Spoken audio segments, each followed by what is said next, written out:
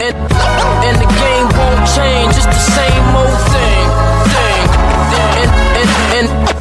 And the game won't change, it's the same old thing. Halo Indians, Selamat datang kembali di acara YouChat dengan aku Kamisha. dan aku Ardi. Kita berdua akan menjadi host pada YouChat kali ini. Di topik Beat the Burnout and Master Your Time. Woo! Nah, ada gak sih nih yang niatnya sih cuma scrolling 5 menit tapi ujungnya jadi 2 jam? Iya tuh, mana tugas sekolah jadi keteteran kan, jadi harus begadang deh akhirnya. Terus besoknya jadi masuk kelas dengan kondisi yang gak prima, gak fit gitu. Betul, pasti banyak teman-teman yang merasa kayak gini. Tapi tenang aja kok, kita di sini akan memberikan tips and trick dan apa sih arti academic burnout dan malas itu sebetulnya tuh kayak gimana sih? Nah, kita jelas pertama-tama step 1 nih, kita harus pahami dulu perbedaan malas dan juga perbedaan academic burnout. Betul. Nah, apa sih malas dan academic burnout itu, Kamisya? Nah, kalau malas ini nih Di, biasanya tuh memiliki energi nih, punya waktunya juga, tapi dia memilih untuk gak mengerjakan karena dia udah muak lah, udah gak mau ngerjain, maunya cuma main-main, santai-santai mau scroll doang gitu. Nah, tapi kalau burnout dia tuh ingin mengerjakan ya. Ada kemampuan untuk mengerjakan, tapi dia tuh ternyata udah sangat lelah gitu dari kondisi mental dan juga kondisi fisiknya. Ciri-cirinya tuh yang pertama, sulit fokus meskipun buku udah dibuka, tapi malah plongo-plongo doang, malah ngawang, nggak tahu tuh mau belajar apa. Nah lanjut, ada apa lagi tuh ciri-cirinya? Nah, yang kedua itu mudah kerasa cemas atau frustasi nih. Tiap ada ujian tuh kayaknya, aduh mau mulai dari mana ya, banyak banget nih babnya. Terus terutama kalau misalnya hari ujiannya nih Di, malah nanti catatan yang udah mereka bikin, terus habis itu review-review, malah ngeblank di saat ujiannya. Iya betul. Nah dan terakhir, mereka tuh tetap merasa lelah meskipun udah tidur cukup tuh, tidur lebih dari 7 jam, tidur optimal 8 jam tapi masih lelah itu. Betul. Itu adalah ciri-ciri dari academic burnout. Nah, lalu Selanjutnya nih Di, aku mau ngasih tips nih, karena kan tentunya ada academic burnout, kemalasan itu gak semata-mata terjadi tiba-tiba kan Di. iya Pasti betul ada betul. faktor-faktor Pasti ada juga. ada faktor lain. Nah, untuk mengatasi hal itu, kita bisa membuat metode manajemen waktu yang sesuai nih Di. Betul. Kenapa sesuai? Karena nggak ada satu metode yang cocok untuk semua orang. Jadi karena semua orang berbeda-beda, ada banyak cara untuk mengatasi academic burnout itu. Nah, yang pertama ada teknik Pomodoro. Mungkin teman-teman tahu nih. Yang pertama teknik Pomodoro.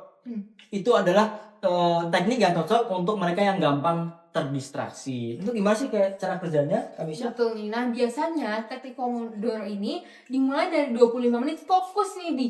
Harus Bener-bener fokus tuh. fokus banget nih. Misalkan mengerjain matematika, ya udah dikerjain matematika aja Di. Nggak multitasking, nggak buka HP.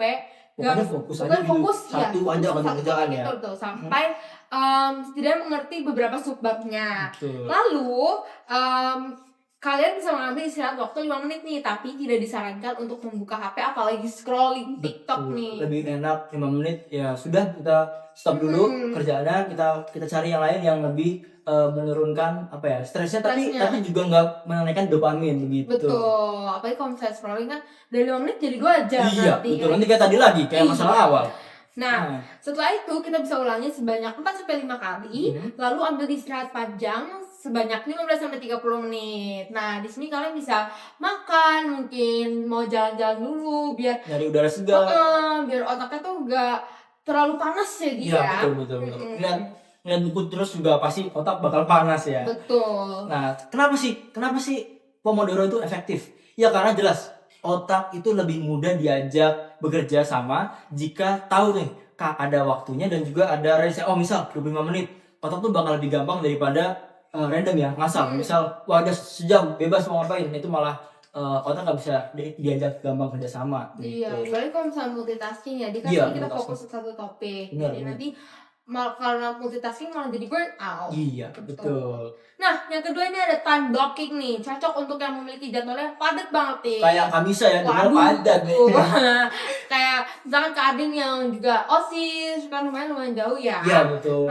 Gimana sih Kak cara kerja time blocking tuh? Ya, cara kerja time blocking itu sesuai namanya ya, time dan blocking. Jadi kita membagi waktu dengan blok-blok waktu khusus untuk aktivitas tertentu. Misal nih, 15 kan kita selesai sekolah jam berapa? 2.30. Betul. Iya, 14.30. Nah, kita sampai rumah ya mungkin jam ada acara dulu. Nah, sampai rumah persis 15.30. Dari jam 15.30 sampai jam 17 kita bisa memblok waktu itu, mengkhususkan waktu itu untuk istirahat, mandi dan juga santai.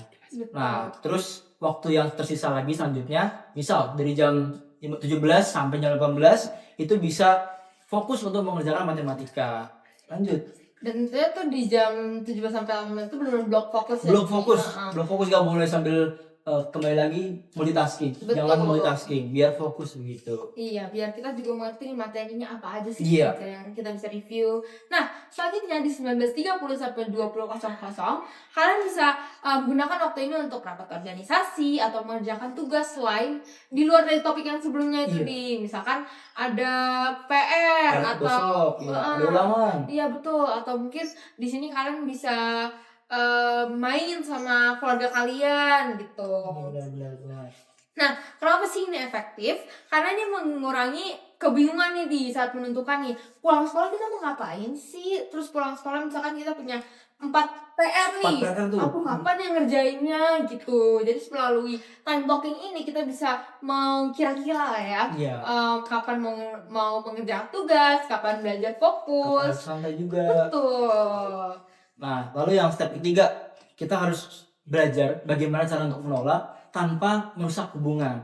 Nah, burnout itu sering terjadi karena kita tuh menjadi yes man. Apa tuh yes man? Yes man tuh orang yang mengiyakan segalanya. Orang yang karena ingin mempertahankan hubungan, dia mengiyakan semuanya. Nah, kita harus belajar tuh bagaimana menjadi diri kita sendiri, punya me time agar kita nggak burnout. Nah, contoh cara menolak yang halus dan tidak merusak hubungan adalah, nah, kita bisa apalagi yang punya organisasi ya, Iya, yang organisasi. terlibat dalam organisasi. Misalkan kita tuh udah dikasih tugas mendadak nih, tentunya kita akan berkomitmen kepada organisasi tersebut, tapi ada kalanya kita menolak secara halus karena tentunya kita juga butuh waktu sendiri ya. Di waktu kan kita sudah di sekolah udah mengerjakan tugas, terus ada waktu organisasi juga. Tapi kalau misalkan merasa waktu sendiri kalian terganggu, kan bisa menolaknya secara halus dengan cara kasih tahu nih alasan kalian belum bisa bergabung ke misalkan rapat organisasi itu apa. Pastinya kalau misalkan kalian ngasih alasan tertentu kepada anggota organisasi kalian akan lebih dihargai ya daripada tiba-tiba menghilang. Apa kabar? Tuh. Nah, tentunya setelah kalian sudah menyelesaikan me time kalian itu, kalian juga bisa mengkonfirm nih kalau saya tugas organisasi itu bisa kalian lakukan. Seperti yang pernah Benjamin Franklin selaku Presiden Amerika Serikat bilang, jangan pernah menunda apa yang bisa kamu lakukan hari ini. Cause what you do, your small steps today determine your future. Sekian nih chat kita pada hari ini. Mohon maaf apabila ada kesalahan kata. Saya Ardi. Saya Kamisha.